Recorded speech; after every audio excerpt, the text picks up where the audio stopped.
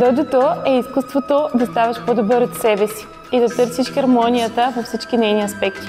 На първо място хармонията първо в теб, между мисли, чувства, думи, действия, последствия, между тяло, ум, дух, характер, отношения. И също хармонията между теб и човека до теб, да осъзнаваш, че вие не сте противници, а сте партньори, да не се борите един срещу друг, а да се борите за връзката между вас, да се борите да оставате заедно, въпреки трудностите.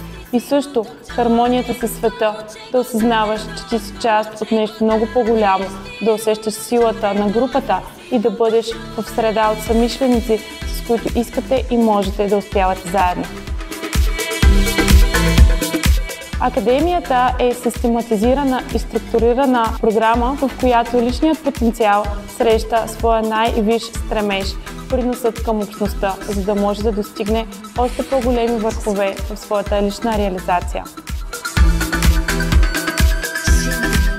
Може да се включи всеки, който иска да надскочи своите настоящи възможности и да разкрие в себе си способности, за които дори сам не е подозирал. Идеалният кандидат за нас притежава качествата осъзнатост, вътрешна дисциплина и стремеж към израстване, а също и готовност да дава от себе си за другите. Най-красивите картини се рисуват върху бели платна. За нас липсата на опит и излишни предразсъдъци е по-скоро предимство, а не недостатък. Нужно е да практикуваш и в теб да гори огънят на вътрешния стремеж да стъпиш на пътя на доджото. А този път няма крайна точка. Никога не си достатъчно напреднал, за да си позволиш да спреш и никога не си достатъчно начинаеш, за да не можеш да опиташ.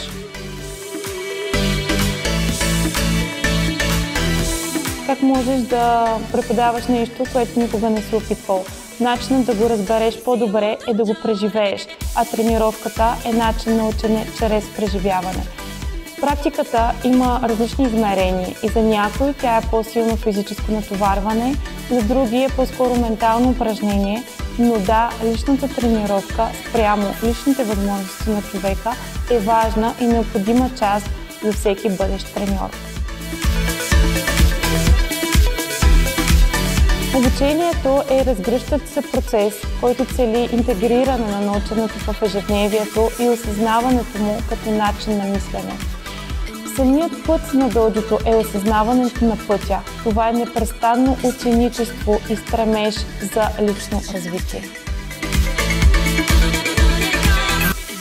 Това е заетостта на нещо, което в един момент се превръща в начин на живот. Като начало е добре да имате поне час, два, 3 пъти в седмицата, за да видите резултати.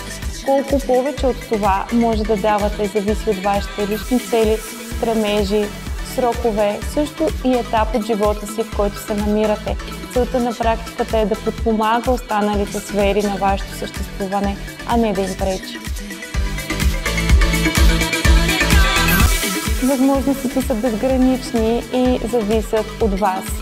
Може семпайската практика да остане нещо като допълнителен почасов ангажимент, който подпомага другите сфери от живота ви, а може да се превърнете и в управител на доджо и да се посветите изцяло на неговата мисия.